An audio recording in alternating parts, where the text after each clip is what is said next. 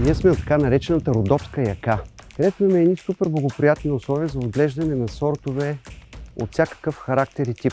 Разполагаме с собствени масиви лозя, имаме над 420 сорта.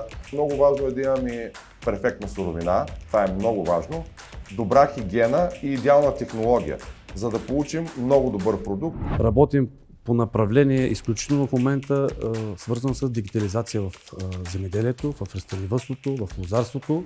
Идеално всички лозови масиви и винарни в България искам да са дигитализирани и да видят ползите от софтуера, но реално те ще го направят, когато видят някакви резултати. Лозито изисква дигитализация в частта си по отношение на растителната защита и болест. Мотика може да не иска механизация, която да бъде по-продуктивна.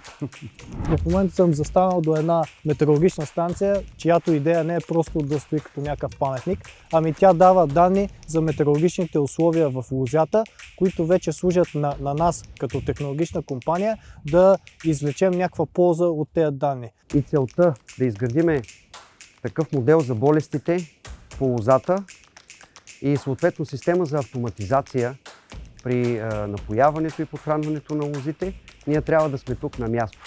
Идеята на демоточките, които са част от проекта AgroDigiRice и като цяло демоточката в Аграрния университет е хора от областта, лозари и земеделци да дойдат и да видят тази технология. Този проект ще ни даде възможност да създадем български продукт, защото ще хване спецификата и самата информация ще бъде по-достоверна.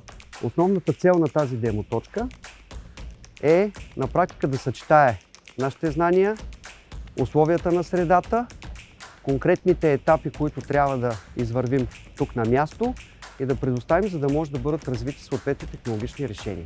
Земеделеца и лозаря да дойде, да види технологията, да я попробва малко, да я потества и тогава той да прецени дали това нещо ще му свърши работа.